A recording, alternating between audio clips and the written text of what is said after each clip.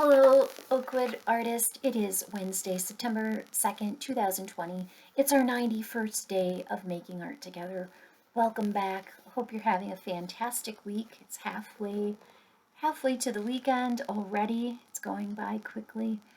Today we are talking about, or I'm talking about, more books that inspire me. So this week the theme was books that inspire me to make art. So I hope that you too will pick a favorite book that inspires some imagery. um, a book for today would be a book that you read the words and an image is right there in your mind. You don't have to think about it. You don't have to guess. You don't have to wonder. It's just right there. So when I think of Cannery Row, John Steinbeck has done that for the reader. He has created image after image after image and so many beautiful images. And so in this story, I thought I'd read an excerpt from for you today about the frog hunt in this story, but it just goes on and on and on, and I couldn't find a good place to read from. But you'll see in this version there are frogs all over the cover, and in fact there's some people up here too.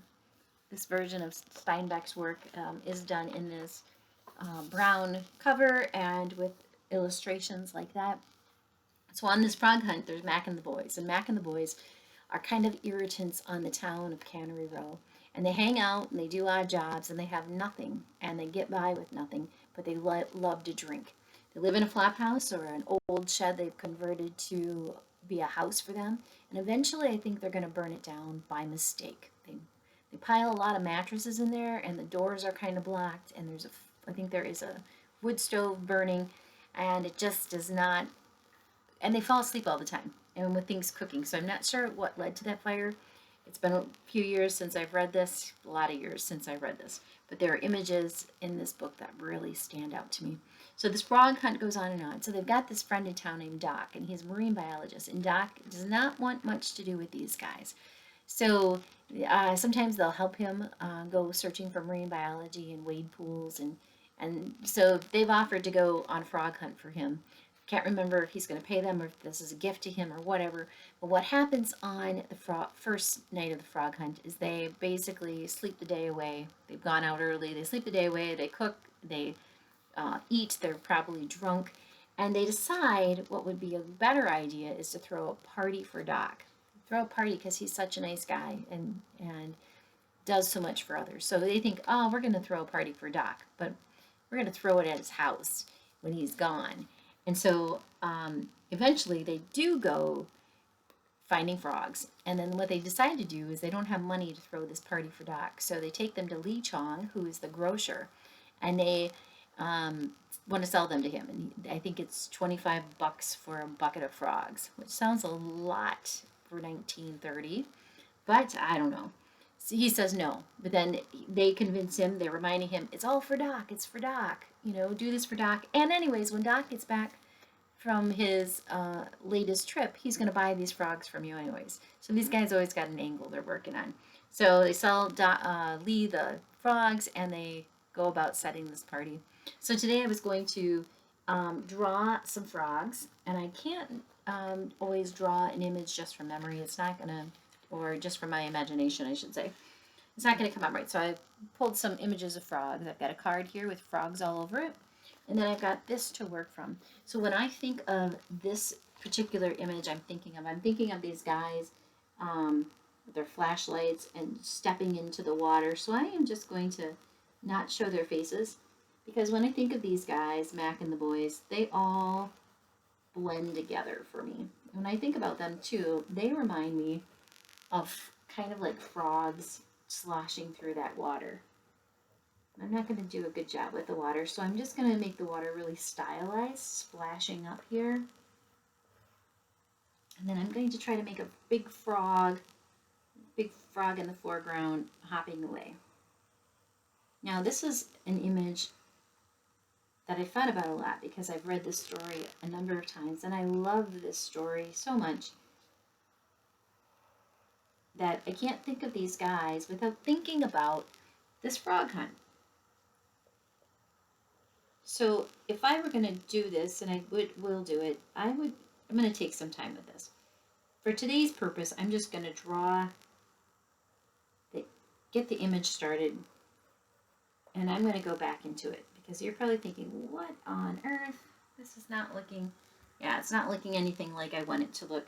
So I want this frog to eventually look more realistic, but I want it to be getting away. I don't want this frog to be caught by these guys.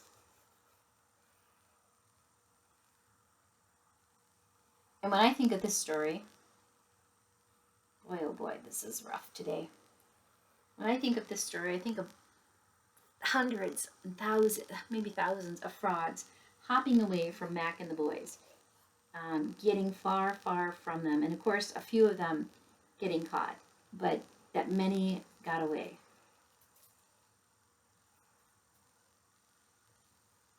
Okay, so I once told you early on in this video series I would love to be a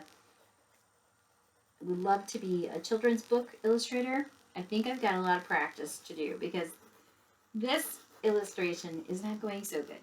But I also told you about the stories that I grew up on PBS, of having a story told to me and having the story illustrated, and how I love that. So I didn't bring any charcoal in today, but in that they would have focused in on a certain part of my story. So maybe the frog, just the frog, maybe just the frog's big surprised face, something like that. And they would have used lots of pastel, and they would have put in details as they told you the story of this magnificent frog hunt, where the frogs mostly got away.